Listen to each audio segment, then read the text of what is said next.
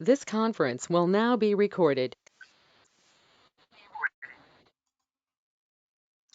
बिस्मिल्लाहिर्रहमानिर्रहीम रब्बि इश्रह ली सदरी व यस्सिर ली अमरी वहलुल उक़दतम मिन लिसानी यफ़क़हू क़ौली। अल्हम्दुलिल्लाह हमने बिजनेस का एरिया स्टार्ट किया था और उसके अंदर हम जो है वो न्यूमेरिकल कर रहे थे और न्यूमेरिकल के साथ साथ हमने बिजनेस के एरिया को भी डिस्कस किया।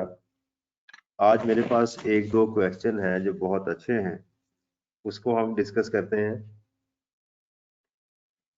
उसमें पहला क्वेश्चन हमारे पास जो आज करने के लिए है वो है सितंबर 2000, क्वेश्चन नंबर 5 सितंबर 2018 का। एक बड़ा अच्छा क्वेश्चन है। इस क्वेश्चन ये आपका पेज नंबर है किताब का 392। इसके अंदर आपको इन एडमिसिबल एक्सपेंसेस मिलेंगे, उसकी डिस्कशन होगी, यानी सेक्शन 21 की एप्लीकेशन होगी। इसके बाद इसमें लीज एसेट्स के ऊपर बात होगी, सेक्शन 28 हम उसकी बात करेंगे। फिर इसके अंदर जो है वो हमारे पास रिस्ट्रिक्टेड वैल्यू का कॉन्सेप्ट आएगा। फिर हम इसके अंदर दोबारा सीखेंगे कि व्हीकल नॉट अप्लाइंग फॉर और अप्लाइंग फॉर हायर से क्या मुराद है, ये इसके अंदर डिस्कशन भी होगी। फिर इसके अंदर जो है वो एसेट्स के रिगार्डिंग के हमने बिजनेस इनकम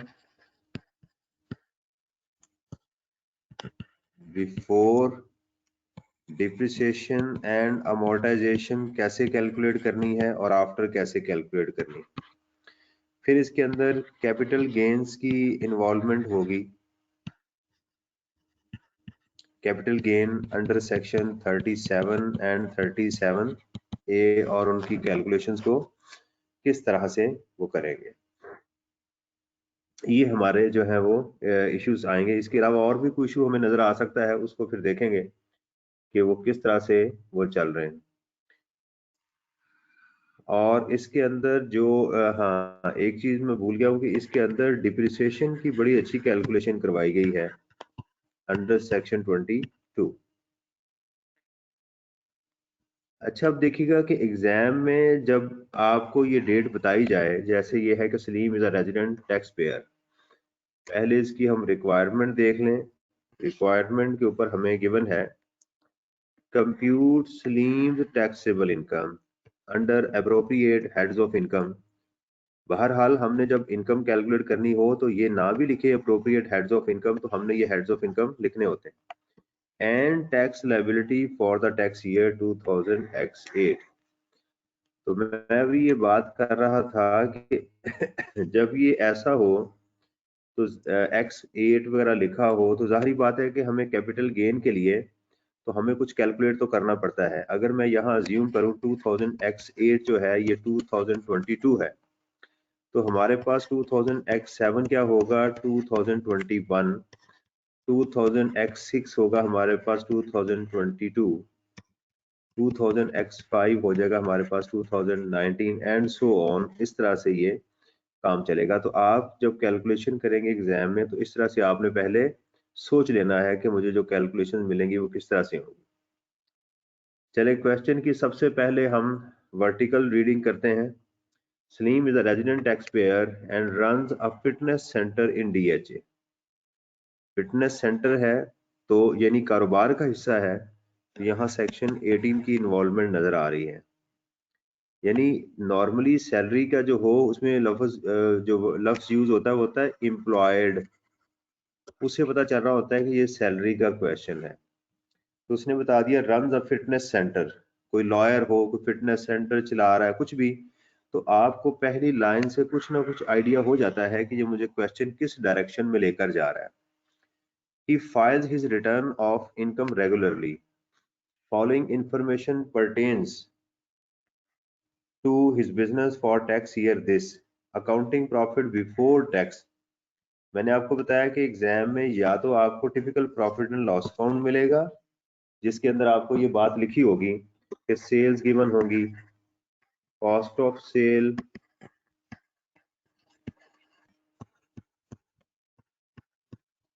और इसमें से एडमिन एक्सपेंसेस, सेलिंग एक्सपेंसेस, इस तरह से करके यहाँ एक फिगर आ रही होगी प्रॉफिट बिफोर टैक्स।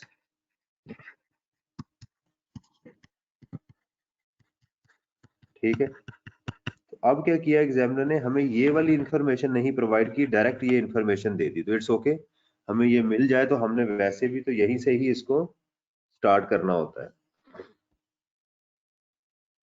तो हमारे पास ये फिगर आ गई जहां से हम अपने क्वेश्चन को स्टार्ट करेंगे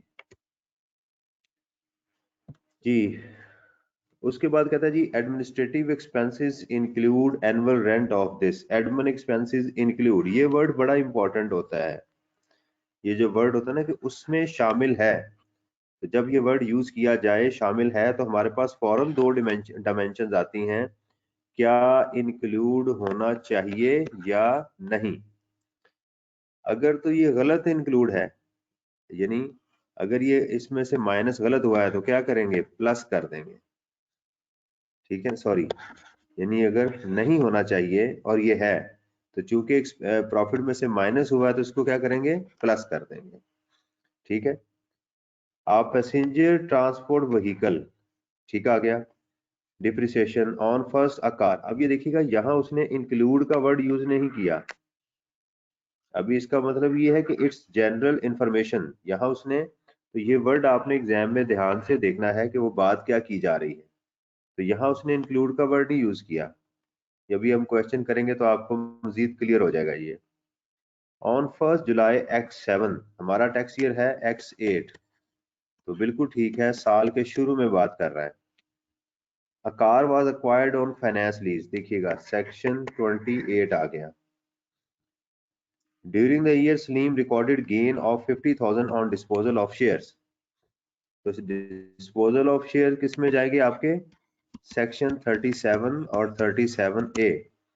अब ये डिस्पोजल हो रही है शेयर्स की। अगर वो कहता शेयर अक्वायर्ड किए हैं, तो फिर हमारी डायरेक्शन हो सकती थी कि शायद इसको जो है वो टैक्स क्रेडिट मिलने जा रहा है।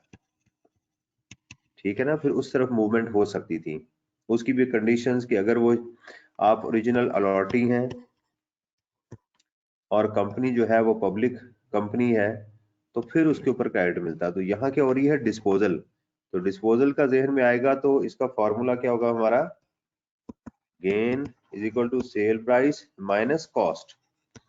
अगर ऐसे डिस्पोज ऑफ होंगे तो फॉर्मूला होगा gain is equal to sale price minus tax return down value. तो ये जहन में रखना है आपने।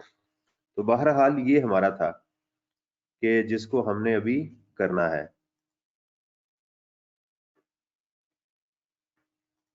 ठीक है जी, तो हम अपने क्वेश्चन को इधर से स्टार्ट करते हैं, वहां से इंफॉर्मेशन पिक करते हैं। यहाँ पे इस सफे के ऊपर सिर्फ यही इंफॉर्मेशन है, Salim is a resident tax payer. Resident tax payer जी, ये पूछ रहे हैं कि ये टैक्स क्रेडिट के लिए पब्लिक कंपनी होनी चाहिए। जी बिल्कुल, पब्लिक कंपनी होनी चाहिए।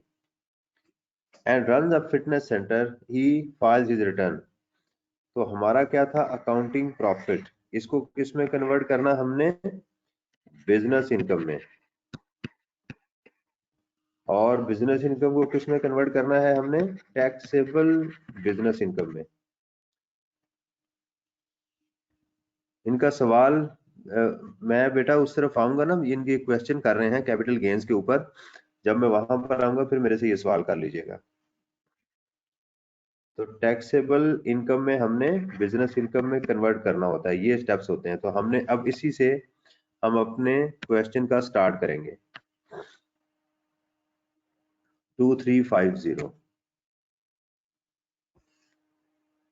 तो सबसे पहले हम इसका वो लेआउट बनाएंगे, मिस्टर सलीम।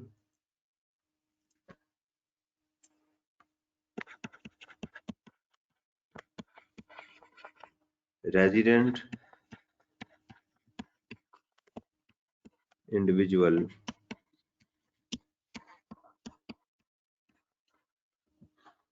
और टैक्स ईयर 2000, आपने एग्जाम में वही टैक्स ईयर लिखना जो एग्जामिनर ने लिखा हो, बेशक आप कैलकुलेशन सारी टैक्स ईयर 2022 की कर रहे हैं। तो यहाँ पर हेडिंग उस क्या देंगे, बिजनेस इनकम, क्योंकि सैलरी फिलहाल हमें इस क्वेश्चन में नजर नहीं आई, तो हम यहाँ से इसकी हेडिंग देंगे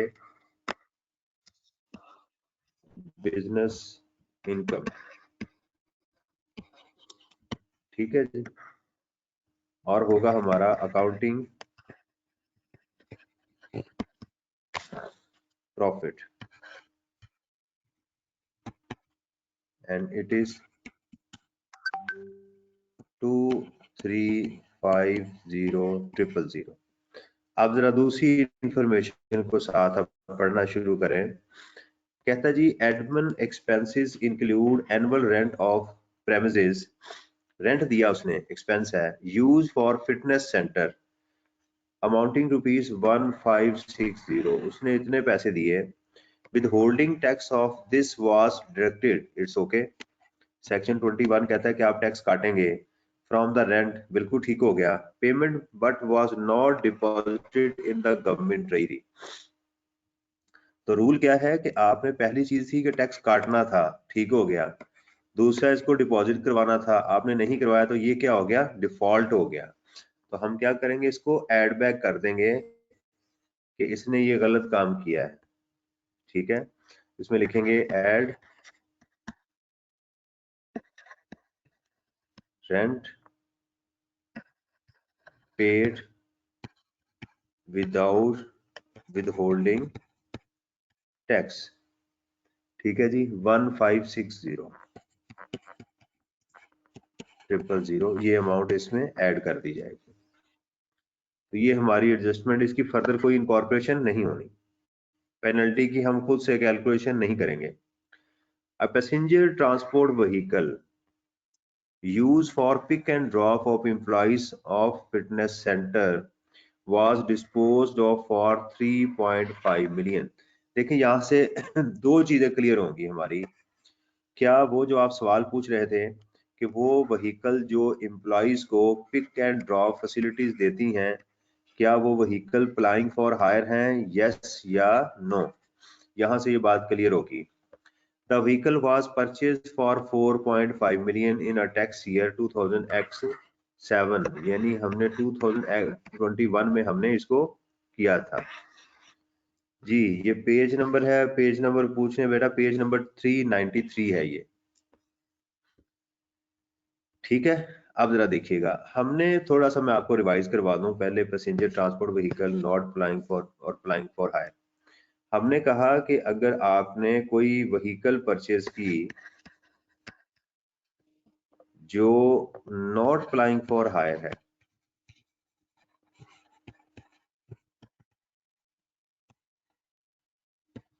तो उसकी जो मैक्सिमम वैल्यू जो आपको अलाउड है, अलाउड वैल्यू वो है 2.5 मिलियन।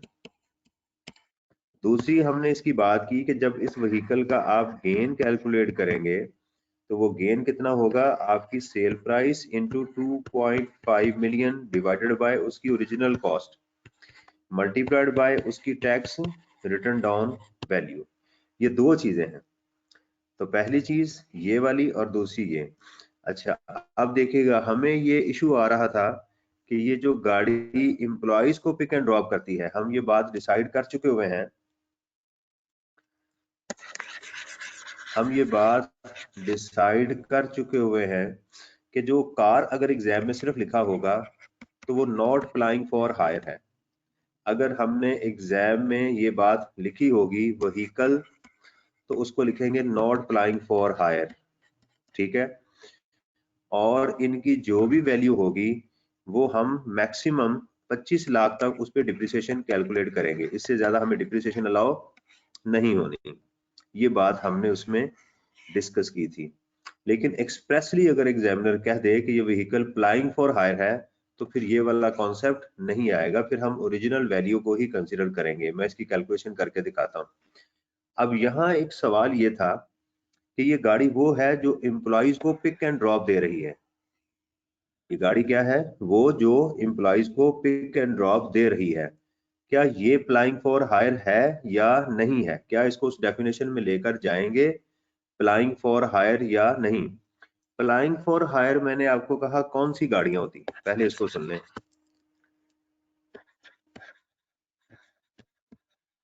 प्लाइंग फॉर मीन रखी गई है हायर के लिए।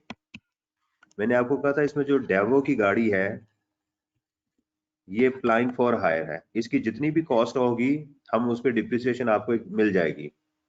इसके अलावा जो कंपनीज गुड्स ट्रांसपोर्टेशन का काम करती हैं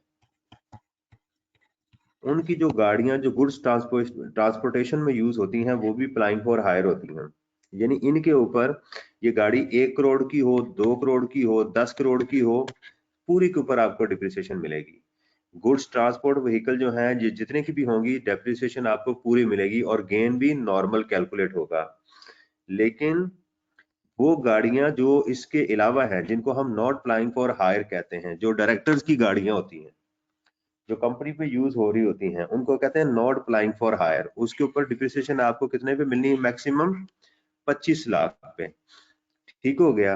अच्छा अब देखिएगा यहाँ उसने कहा था कि ये गाड़ी इंप्लॉइज को पिक एंड ड्रॉप दे रही है, तो आई कैप के सोल्यूशन में इसको नॉट प्लाइंग फॉर हायर लिया गया है कि ये हायर में यूज नहीं हो रही। ये तो इसका मतलब ये हुआ कि ऐसी गाड़ी को हमें एक रेफरेंस मिल गया आई कैप की किताब से, उसके पास पेपर से, कि इस गाड़ी को हम क्या करेंगे? Not plying for hire consider करेंगे। क्या करेंगे? Not plying for hire. क्या मुराद?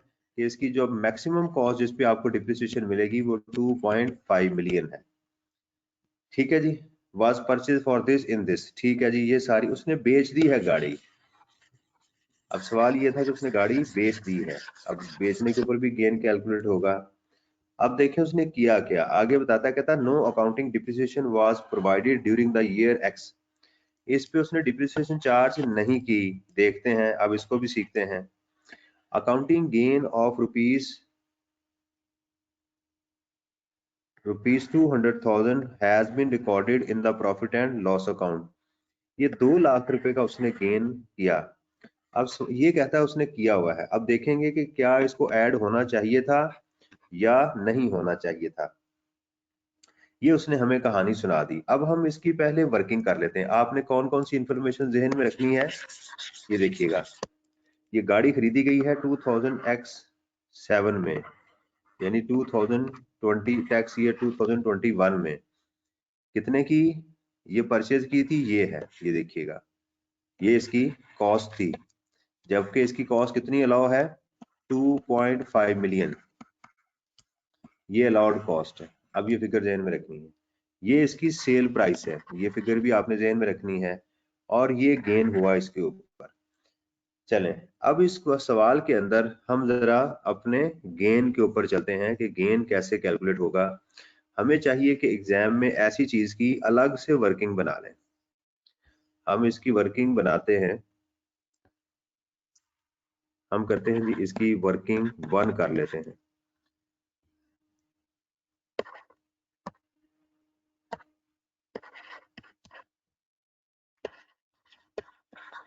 Disposal of vehicle.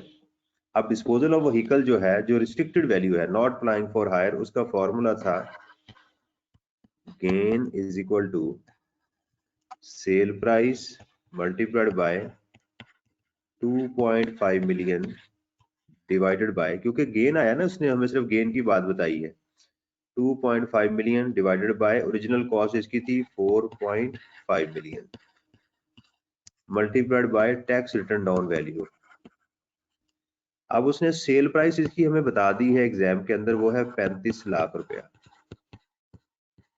Multiplied by 2.5 million divided bye 4.5 million.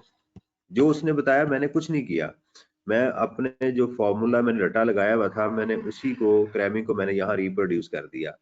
जब मैं टैक्स रिटर्न डाउन वैल्यू लिखता हूँ तो इस क्वेश्चन में वो मिसिंग है, इसका मतलब मुझे अब इसकी टैक्स रिटर्न डाउन वैल्यू भी चाहिए थी।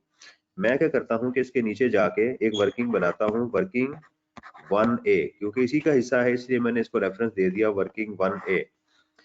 अब टैक्स रिटर्न ऑन वैल्यू सुनिएगा, मैंने गाड़ी परचेज की थी ईयर 2021 के अंदर। कितने की कॉस्ट थी इसकी? 4.5 मिलियन की। लेकिन आपको डिप्रिसिएशन जो रिस्ट्रिक्टेड होती है वो किस पे मिलती है? पानी देना। लेकिन चूंकि ये नॉट अप्लाइंग फॉर हायर है, ये गाड़ी नॉट अप्लाइंग फॉर हायर है, इसलिए ये उसकी कॉस्ट 25 लाख से एक्सीड कर गई। तो मैं क्या लिखूंगा? Cost allowed. कॉस्ट अलॉड है 2.5 मिलियन। ये पिछले साल की, अभी मैं अपने साल में नहीं आया क्योंकि मुझे अपने साल की टैक्स रिटर्न ऑन वैल्यू चाहिए थी और एग्जाम में गिवन नहीं थी, मैं उसकी कैलकुलेशन कर रहा हूं। अब इसमें पिछले साल की डिप्रिसिएशन कैलकुलेट करें। देखें, सवाल यहाँ ये था कि क्या इसके ऊपर इनिशियल अलाउंस मिलेगा या नहीं मिलेगा। ये हमारा एक सवाल था, क्या इनिशियल अलाउंस मिलेगा या नहीं मिलेगा। मैंने आपको कहा था कि इनिशियल अलाउंस इस वक्त जो है वो किसके ऊपर पड़ा हुआ है? सिर्फ प्लांट एंड मशीनरी के ऊपर।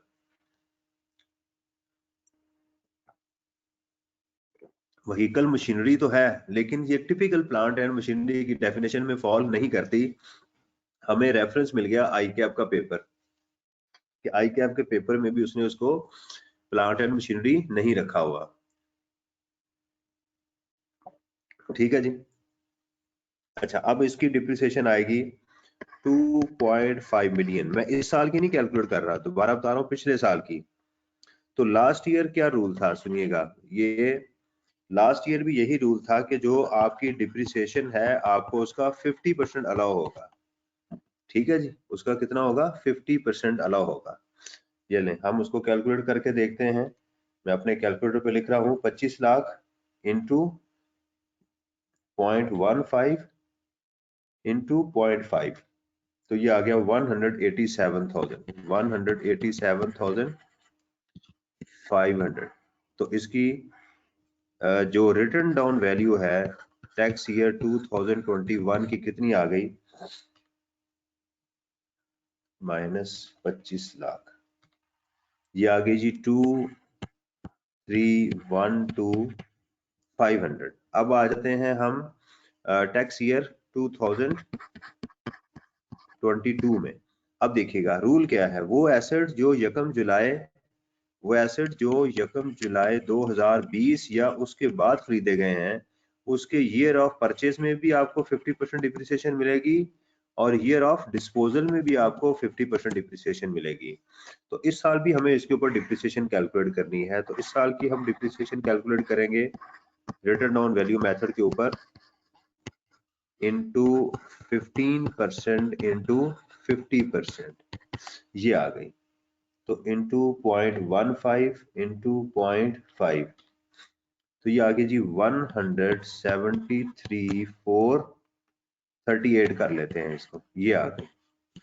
ठीक है, ये इसका प्लस कर लें, इसमें माइनस कर लें 2,315,500,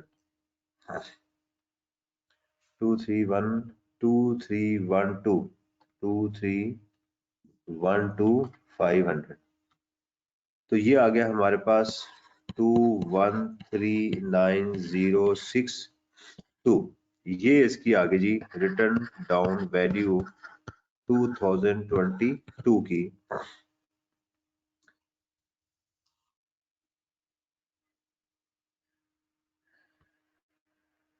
मैं एक मिनट बताता हूँ बेटा। तो अब ये वाली जो वैल्यू थी हमें ये चाहिए थी इसके लिए, तो हम तो ये आ गई 213,906.2, ये वैल्यू यहाँ पर आ गई। ठीक है जी। अब इसका गेन देखते हैं कि गेन कितना आता है इसका। अच्छा, पहली बात तो ये है कि ये वाली डिप्रिसिएशन इस साल का एक्सपेंस था। अब आपने एग्जाम में देखना है कि क्या ये वैल्यू जो लिखी हुई है ये वाली, क्या ये उसने एक्सपेंस आउट कर दी है या नहीं की। अब एक सवाल ये है। दूसरा, इसका भी जो गेन या लॉस आएगा उसको हमने ठीक करना है। मैं इसको जरा कैलकुलेट करूं, 35 2.5 million divided by 45 into 35 lakh, ये आ गया जी मेरे पास वैल्यू 1944444 माइनस 2139062। ये तो इसका गेन कितना आ गया -2139062, ये आ गया जी 194,618, ये गेन आ गया।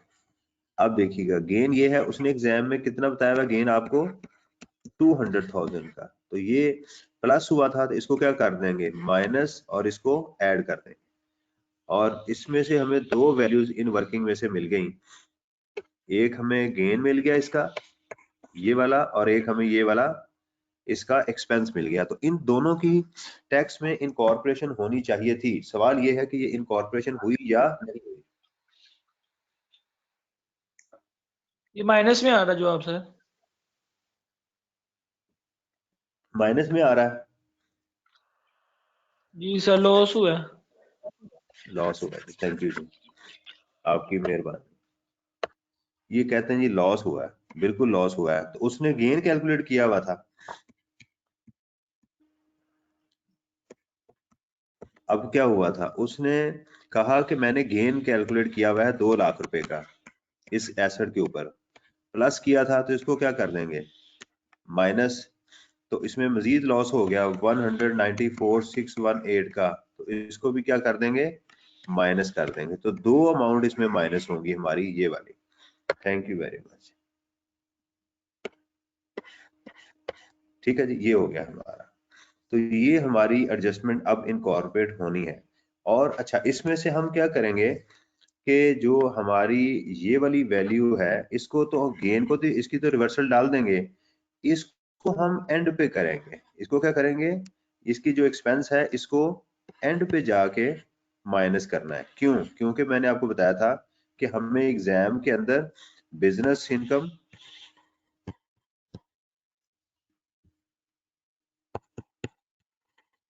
Before depreciation and amortisation calculate करना होती है, फिर इसमें से हमें डिप्रिसिएशन एंड अमोर्टाइजेशन कैलकुलेट करना होती है, और फिर हम आते हैं business income after depreciation and amortisation. तो ये पैटर्न होगा हमारा एग्जाम में, तो इसलिए हम इसकी पहले क्या वर्किंग कर लेंगे, इसकी बाद में करेंगे। पेज 392 या 3 है बेटा। सर ये जरा बता दें, ये तो एक्सपेंस है उसने पे कर दिया, तो ये ऐड आपने क्यों किया है? कौन सा एक्सपेंस पे किया उसने? ये रेंट पेड कौन सा हुआ है? बेटा उसने टैक्स नहीं काटा ना, टैक्स काटा है और उसको जमा नहीं करवाया। सेक्शन 21 ये कहता है कि आपने जो पेमेंट कोई करनी है, और अगर आपने वो पेमेंट कोई एक्सपेंस किया, टैक्स काटना था काट लिया, जमा नहीं करवाया, तो डिसअलाउ हो जाएगा ना। वो आपके पैसे तो नहीं है, गवर्नमेंट के पैसे थे। अगर आप टैक्स भी ना काटते फिर भी ये डिफॉल्ट था, फिर भी इसने एड बैक होना था। सेक्शन 21 में ये बात बताई हुई थी। ठीक है सर, थैंक। तो उसने टैक्स काटा तो है लेकिन जमा नहीं करवाया। अब करेंगे एड अकाउंटिंग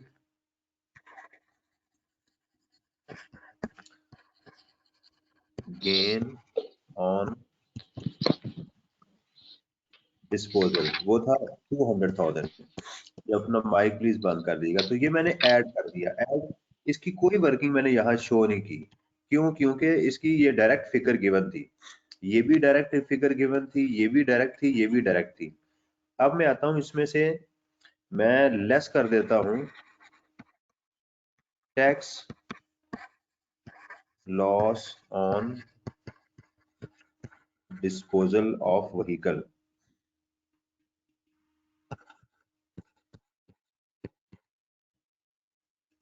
जी सॉरी, ये लेस करना है।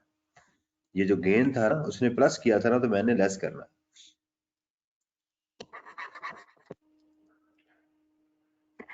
ये भी लेस होगा, ये भी लेस होगा, तो इसके मैं आगे रेफरेंस दे दूंगा वर्किंग नंबर 1 194,618 ये मैंने माइनस कर दिया। इसका मैंने वर्किंग का रेफरेंस किया क्योंकि ये वाली फिगर एग्जाम में गिवन नहीं थी, लिहाजा मुझे जो फिगर एग्जाम में गिवन ना हो उसकी आपने वर्किंग भी शो करना होती है। नहीं जी, सर्दियों में चाय भी चल रही है। अच्छा जी, अब जो है वो अब आ जाते हैं हम अगली एडजस्टमेंट के ऊपर। ये इसमें सिर्फ अभी जहन में रखना है कि इसकी अभी एक एडजस्टमेंट रहती है अभी सवाल के अंदर। लें जी, ये हमारा भी हो गया, ये भी हमारा हो गया, इसमें अभी एक एडजस्टमेंट रहती है, इसलिए मैंने यहाँ एस्टिक लगा दिया। कहता जी on 1 July a car was purchased on finance lease. Finance lease का आपको क्या बताया, रेंटल अलाउ है, रेंटल, बाकी जितने एक्सपेंसेस होंगे आंखें बंद करके आपने माइनस कर देने। For 300,000 acquired advance tax income tax paid at the time of acquisition registration of the vehicle aggregated of this irrelevant information है। The vehicle has been used 70% for business purposes and 30% for sleep। ये relevant information है, उसका rental का 70% हम incorporate करेंगे अपने question में। Accounting depreciation of this and finance charges was recorded, हाँ ये रेलेवेंट इंफॉर्मेशन है, इन दोनों की रिवर्सल डालनी है। ये माइनस हुआ है ना तो इसको प्लस करना है, ये भी माइनस हुआ है इसको भी प्लस करना है। लीज रेंटल, हाँ ये चीज है, lease rental paid during the year, ये वाली असल में ये था हमारा एक्सपेंस सेक्शन 20, सिर्फ रेंटल माइनस होगी और बाकी ये दोनों चीजों की रिवर्सल डाल देंगे। ये हमारा एसेट नहीं है, लीज्ड एसेट हमारा एसेट नहीं होता, वो सिर्फ उस सूरत में आपका एसेट होगा अगर आपने किसी इस्लामिक बैंक से एसेट एक्वायर किया हुआ है, तो फिर आप उसके ऊपर डिप्रिसिएशन चार्ज करेंगे, अदरवाइज आप उसके ऊपर डिप्रिसिएशन चार्ज नहीं करेंगे, ये नॉर्मल है। तो ये फिगर जरा जहन में रखिएगा, इसकी एडजस्टमेंट हम इनकॉर्पोरेट करते हैं। तो इसमें आ गया जी हमारे पास अकाउंटिंग डिप्रिसिएशन, उसने लेस की थी, आप करेंगे add accounting depreciation on leased asset, it was 600,000। उसने फिर फाइनेंशियल चार्जेस किए थे, तो आप लिखेंगे add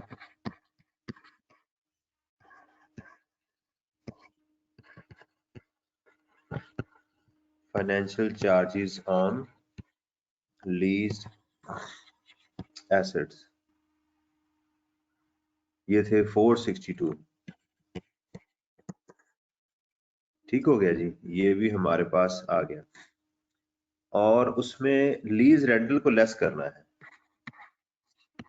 less lease rentals that is 857,000 into 70%, तो 857,000 into 0.7, तो 599,900 ये लेस होंगे। ठीक हो गया जी, ये हमारी एडजस्टमेंट भी पूरी हो गई। इसके अलावा उसने क्या कहा, कोई और एडजस्टमेंट है इसकी? नहीं जी, खत्म हो गई। तो अब ये वाली चीज बच गई हमारी, इसकी डिप्रिसिएशन जो थी वो यहां से अब हम लिखेंगे बिजनेस इनकम,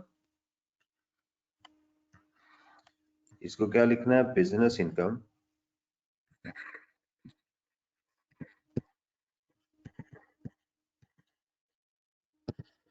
बिफोर डिप्रिसिएशन। चलें इसको जरा कैलकुलेट करते हैं।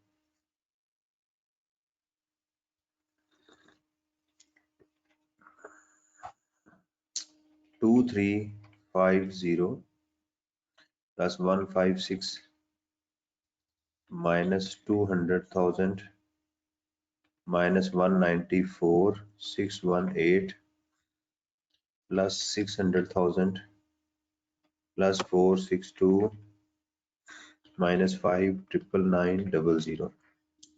तो ये आ गया जी हमारे पास 39,77,482।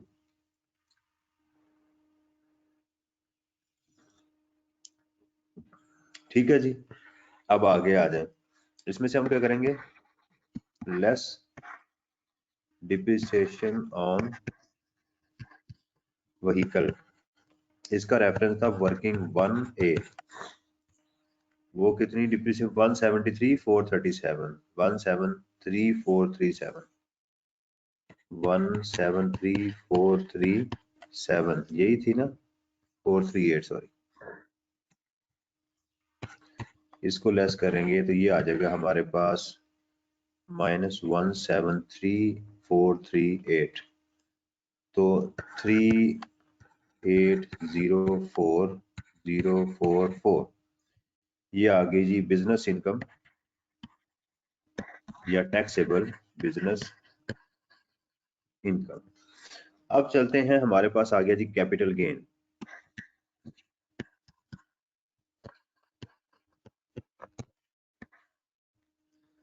दूसरी चीज आ गई, वो कहते हैं during the year Salim recorded gain of on disposal of share details are as follow, उसने इतना गेन रिकॉर्ड किया है 50,000 रुपए का। अब यहाँ ये सवाल है, एक सवाल पैदा हो गया कि ये गेन उसने प्रॉफिट एंड लॉस अकाउंट में किया हुआ है ये 50,000 रुपए का कि नहीं।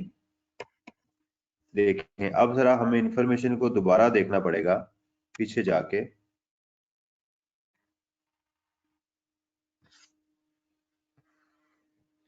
Following information pertain to his business for the year, ये थी, वो था अकाउंटिंग प्रॉफिट। अब यहाँ कि उसने गेन रिकॉर्ड किया, सवाल ये था कि उसने गेन कहाँ रिकॉर्ड किया हुआ है, क्या ये गेन उसने प्रॉफिट एंड लॉस अकाउंट में रिकॉर्ड किया हुआ है, जो ऊपर अकाउंटिंग था हमारा जो अकाउंटिंग प्रॉफिट था, अगर तो उसमें है तो ये तो कैपिटल गेन था, तो इसकी क्या होनी चाहिए, रिवर्सल होनी चाहिए थी। तो हमें इसकी क्या करनी है, इनकॉर्पोरेट रिवर्सल करनी है। बात समझ आ रही कि इसकी हमें फिर क्या करनी चाहिए थी, रिवर्सल जो थी वो इनकॉर्पोरेट करनी चाहिए थी। तो हम अज्यूम करते हैं कि ये 50,000 रुपया है, नहीं उसने कहा देखें ये पॉइंट कंटिन्यूस चलते आ रहे हैं ना, तो उसने कहा during Salim recorded gain of 50,000 on disposal of share, भाई ये तो कैपिटल गेन है, तो उसने तो इसको रिकॉर्ड कर दिया हुआ है अकाउंटिंग प्रॉफिट के अंदर जैसे ऊपर वाली इंफॉर्मेशन बता रहा है, तो लिहाजा इसको बिजनेस में से माइनस करना चाहिए जी। सर अगर वो कहता कि ये अकाउंटिंग प्रॉफिट में इंक्लूड है, तो फिर सर हम माइनस करते हैं। नहीं, उसने कहा हुआ है ना, तो उसने रिकॉर्ड किया, कहता है रिकॉर्डेड गेन, तो उसने गेन कहाँ किया, बिजनेस गेन अपना प्रॉफिट में रिकॉर्ड करता है ना, ये लफ्ज उसने यूज किया हुआ, उसने रिकॉर्ड किया हुआ है। बहरहाल हम एग्जाम में एहतियातन क्या करनी चाहिए, हमें अजम्पशन लिख देनी चाहिए, यहाँ पर हमें एहतियातन क्या करनी चाहिए, यहाँ पर अजम्पशन लिख देनी चाहिए। ये असल में लाइन यहाँ आनी चाहिए थी, ये लाइन यहाँ आनी चाहिए थी, उसने ऐड किया था, हम करेंगे लेस डिस्पोजल ऑफ शेयर,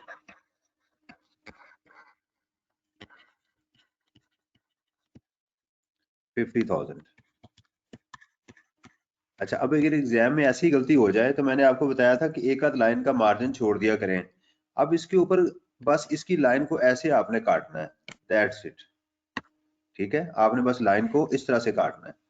अब उसके ऊपर हम क्या कर देंगे, उसमें से 3,977,482 ये था ना, इसमें से मजीद आपने माइनस करना था 50,000, तो यहाँ आप लिख देंगे 3,927,482 और इसमें से माइनस कर दें 3,173,438, तो ये टैक्सेबल इनकम आ जाएगी 3,754,044, ये वाली इंफॉर्मेशन आ गई।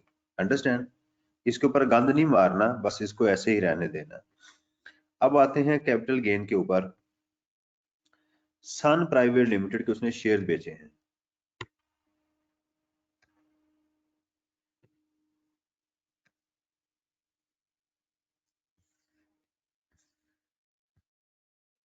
लें जी, उसने शेयर बेचे हैं।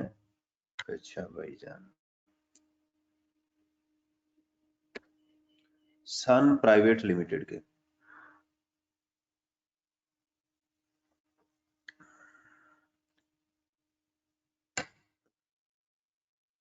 कहता जी सोल्ड ऑन 1 अगस्त 2000X8, बिल्कुल ठीक है। परचेज ऑन X3, ये देखिएगा प्राइवेट कंपनी के शेयर हैं और उसका जो होल्डिंग पीरियड है 1 साल से ज्यादा है, तो क्या करेंगे, इसका जो गेन है उसने डायरेक्ट हमें सेल परचेज की बजाय उसने डायरेक्ट हमें उसका गेन बता दिया। तो 5 लाख का 75% इंटू 0.75, क्योंकि ये 25% गेन एग्जेम्प्ट हो जाता है। मूल 25% लिमिटेड अनलिस्टेड कंपनी, उसमें लॉस हो गया, तो आपको लिमिटेड अनलिस्टेड कंपनी उसमें गेन हो गया, नेट गेन 50 का है। अब सुनिएगा, चले लॉस का आ गया तो मैं लॉस की एक चीज आपको बताता चलूं कि जो सिक्योरिटीज का लॉस होता है वो सिक्योरिटीज के गेन में ही एडजस्ट होता है। क्या कहा कि आपको जो लॉस होगा under section 37A mean securities, वो किस में एडजस्ट होगा, 37A में ही। जो बाकी लॉस बचेगा वो कैरी फॉरवर्ड हो जाएगा अगले 3 सालों के लिए, यानी अगले साल फिर एडजस्ट होगा। तो इसका मतलब ये हुआ कि हमें ये जो अमाउंट आ रही है इसको एडजस्ट करना है। इसका यहाँ हमारे एग्जाम में कोई ट्रीटमेंट नहीं होगा क्योंकि ये 250 इसके अंदर एडजस्ट हो गया हुआ है ना। तो बाकी जो बचेगा हम उसको क्या कर देंगे, कैरी फॉरवर्ड कर देंगे। अब आप सवाल ये करेंगे सर सिक्योरिटीज जो है वो इसमें एडजस्ट नहीं हो सकती, the answer is no. 37A का लॉस 37 के अंदर एडजस्ट नहीं हो सकता। चलें अब क्वेश्चन के ऊपर दोबारा आते हैं। तो यहां लिखेंगे हमारे पास डिस्पोजल ऑफ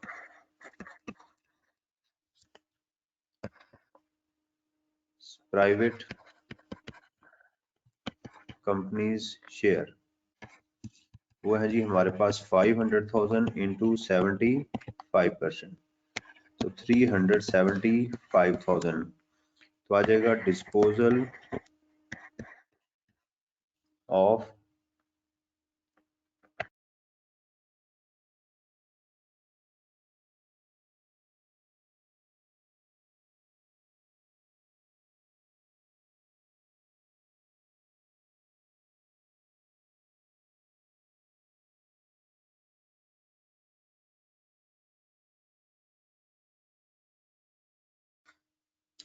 तो डिस्पोजल ऑफ सिक्योरिटीज,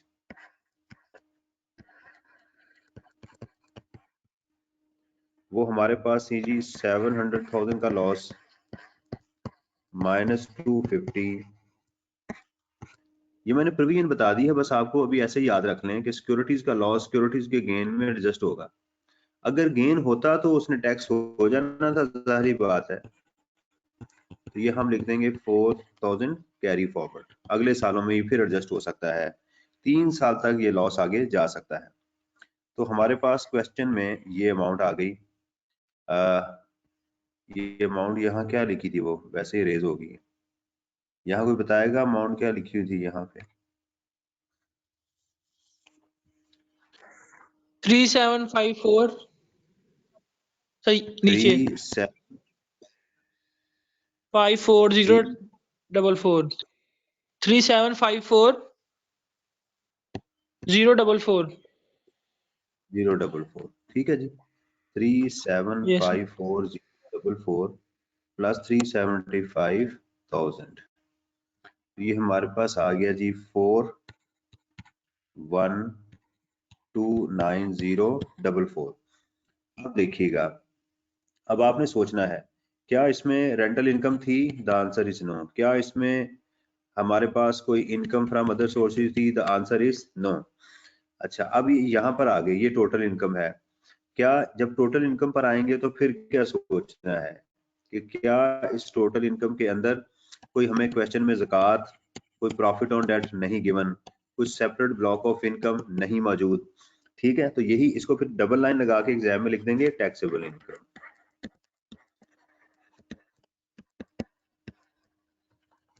ठीक हो गई, ये टैक्सेबल इनकम तक आ गई। तो पहली हमारी रिक्वायरमेंट पूरी हो गई। उसके बाद आपने सोचना है इसकी टैक्सेशन। जी सर जो 50,000 सर उसमें से That माइनस is किया था हमने बिजनेस इनकम में से। वो यहाँ अजम्पशन में लिख दें, यहाँ पर इट इज अज्यूम क्या, वैसे उसने लिखा तो हुआ है, it is assume that the gain was recorded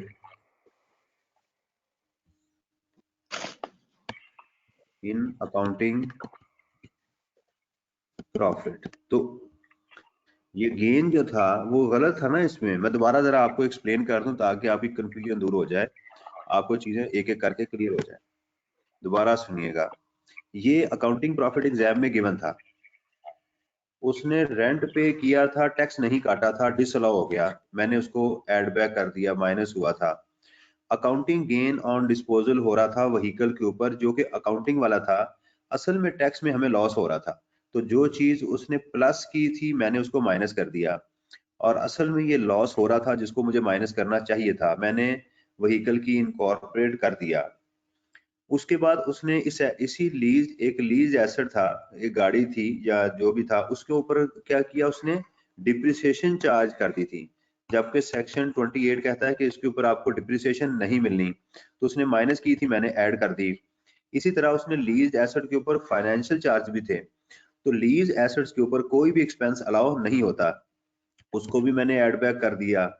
इसकी रेंटल अलाउ थी और वो भी 70% जो है वो हम उसको बिजनेस में यूज कर रहे थे, तो उस रेंटल का 70% मैंने माइनस कर दिया जो होना चाहिए। फिर जो शेयर थे, उसने कहा उसने शेयर रिकॉर्ड किए हुए हैं, तो गेन रिकॉर्ड किया हुआ है, तो ये गेन कहाँ रिकॉर्ड हुआ हुआ है, जाहिर बात है कि उसने गेन इसके अंदर ही रिकॉर्ड किया होगा ना, अगर नहीं बताया तो हमें तो एग्जाम में सिर्फ यही वाली फिगर गिवन है, तो मैंने उसको माइनस कर दिया। माइनस इसलिए किया, इसलिए नहीं किया कि ये ठीक है या गलत, ये बाद में फैसला होगा। अभी ये था कि ये कैपिटल गेन जो है ये बिजनेस इनकम के अंदर घुसा हुआ है, ठीक है ना, तो हमने इसको इसमें से निकालना था, क्योंकि इसके अपना अलग हेड है, ये देखिएगा इसका हेड जो है वो हेड ऑफ इनकम अलग से है, इसलिए मैंने इसको यहां से माइनस किया हुआ। समझ आ रही है ना।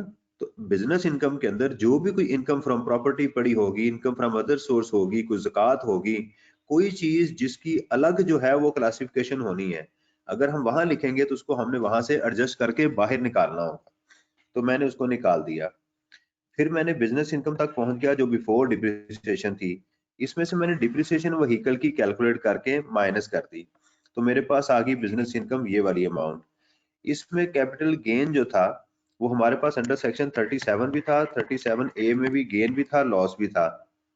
जो लॉस था वो मैंने गेन में एडजस्ट कर दिया, जो बाकी बच गया वो अब अगले साल चला जाएगा, यानी ये 2023, 24, 25 तक और सिक्योरिटीज में एडजस्ट हो सकता है। इसके पास 3 साल हैं, अगर अगले साल 2023 में गेन हुआ तो ये फिर भी उसमें एडजस्ट हो जाएगा, फिर कुछ बच गया तो 24 में, फिर कुछ बच गया तो मैक्सिमम 25 तक ये जा सकता है। तो सिक्योरिटीज का लॉस सिक्योरिटीज के गेन में एडजस्ट हो सकता है, सिक्योरिटीज का गेन जो है वो कैपिटल गेन में एडजस्ट नहीं हो सकता। यहां तक ये था, मैंने एहतियातन यहाँ पर अजम्पशन लिख दी कि मैं ये अज्यूम कर रहा हूँ कि ये जो गेन आपने रिकॉर्ड किया है वो कहाँ लिखा है, अकाउंटिंग प्रॉफिट के अंदर रिकॉर्ड। अस्सलाम वालेकुम सर। जी वालेकुम सलाम। सर ये ऊपर जो सिक्योरिटीज का लॉस है, अगर ये 3 सालों के बाद भी हमारे पास लॉस है तो फिर उसको क्या करेंगे? फिर खत्म हो गया, फिर कोई फायदा नहीं होगा, फिर एंजॉय करें। अगर ये सिक्योरिटीज का लॉस 3 साल क्रॉस होने के बाद फिर भी लॉस रहा तो फिर ये किताबों में मर चुका हुआ है, लोग मर भी जाते हैं ना, तो इसी तरह कुछ इनकम कुछ लॉस भी मर जाते हैं, तो ये हो जाएगा ये। Yes sir. सैलरीड केस आ गया। अब जी नॉन सैलरीड के लिए हमें अमाउंट कितनी है ये वाली, इसका रेट देखते हैं, ये रेट्स आपको एग्जाम में गिवन होंगे, तो हम जरा टैक्स रेट्स को देख लें। ये सैलरीड के हैं, ये नॉन सैलरीड के रेट्स हैं। 41 लाख रुपया कहाँ फॉल करेगा, यहाँ पे 620 plus 30% of the amount exceeding 4 million. 620 हम ऐसे ही इसको लिख लेंगे।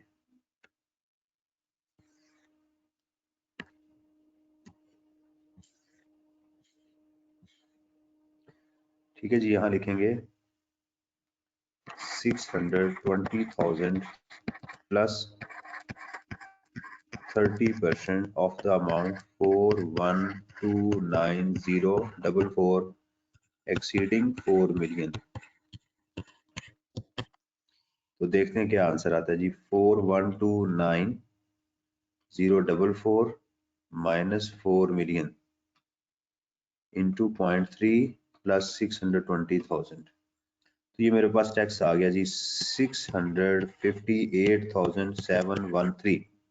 अब देखिएगा एग्जाम में आपने सोचना है क्या इसमें ये फुल टाइम टीचर है, नहीं है, कोई फॉरेन सोर्स इनकम है, नहीं है, क्या इसने कहीं इन्वेस्टमेंट शेयर्स में इन्वेस्टमेंट की, नहीं, क्या इसने लाइफ इंश्योरेंस ली है, नहीं ली हुई, क्या कोई कंट्रीब्यूशन अप्रूव्ड पेंशन फंड है, वो भी नहीं है, क्या इसमें कोई एडवांस टैक्स है, वो भी नहीं है, सेपरेट ब्लॉक ऑफ इनकम, वो भी नहीं है। तो हम एग्जाम में इसी को लिख देंगे कि ये हमारी क्या है, टैक्स लाइबिलिटी है, टैक्स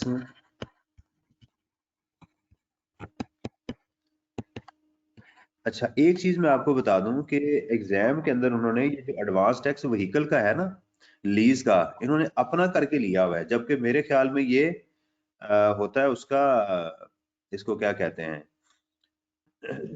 ये बैंक इसको चार्ज कर रहा होता है, एडवांस टैक्स जो होता है इसको बैंक चार्ज कर रहा होता है, ये आपको अलाउ नहीं होता।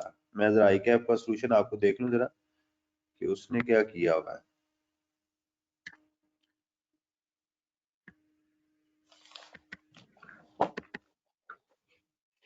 ये अटेम्प्ट थी सितंबर की थी, ऑटम थी।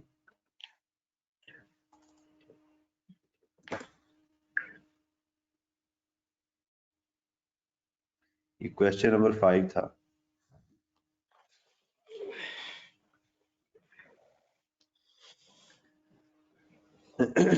ये क्वेश्चन नंबर 5 आ गया जी हमारे पास। ये जिसने एडवांस टैक्स को देखिएगा माइनस किया हुआ यहाँ से, advance tax collected at the time of vehicle purchase. तो बहरहाल मैं इसके ऊपर डिसएग्री करता हूँ कि ये जो टैक्स होता है ये नॉर्मली बैंक्स जो हैं वो इसको क्लेम कर रहे होते हैं, क्योंकि ये आपकी व्हीकल नहीं है। बहरहाल ICAP ने किया हुआ है, मैं नहीं इसे फिलहाल कर रहा, ठीक है ना। जो चीज राहन गलत है उसको तो मैं नहीं ले रहा। 658,713 अगर मुझे इसका कोई मिल गया, वेट हो गया, तो फिर मैं आपको ये चीज बता दूंगा। तो देखिए जी बड़ा अच्छा क्वेश्चन था जिसके अंदर आप देखें व्हीकल अप्लाइंग फॉर हायर का कॉन्सेप्ट आ गया, नॉट अप्लाइंग फॉर हायर का कॉन्सेप्ट आ गया। उसने गाड़ी दी जो कि पहले उसकी रिटर्न ऑन वैल्यू नहीं थी और उसकी डिस्पोजल कैलकुलेट करनी थी, और उसके उसी के अंदर उसने क्या किया, हमें रिस्ट्रिक्टेड वैल्यू का कॉन्सेप्ट भी टेस्ट कर लिया, व्हीकल अप्लाइंग फॉर हायर का कॉन्सेप्ट भी उसने हमसे टेस्ट कर लिया, और उसने बिजनेस के अंदर क्या किया, हमें एक और हेड को एडजस्ट कर लिया, वो भी देखा कि क्या स्टूडेंट को पता है कि इसको मैंने माइनस करना या नहीं करना, राइट। तो ये एक अच्छा क्वेश्चन था, लेकिन इसमें कोई टैक्स क्रेडिट नहीं था, कोई डिडक्टिबल अलाउंस नहीं था, बाकी क्वेश्चंस की प्रैक्टिस थी, राइट जी। हम जो है वो 10 जी सर अगर उसने बताया होता कि टैक्स उसने रेंट में से टैक्स काट के उसने दे दिया गवर्नमेंट को, फिर हमारा एक्सपेंस बन जाना था ना ये। हाँ, फिर हम ये एडजस्टमेंट ना करते, ये वाली फिर एडजस्टमेंट हम रहने देते। अगर मतलब उसने ये डिडक्ट करने के फिर ठीक था ना, जो चीज ठीक जरूरत करनी।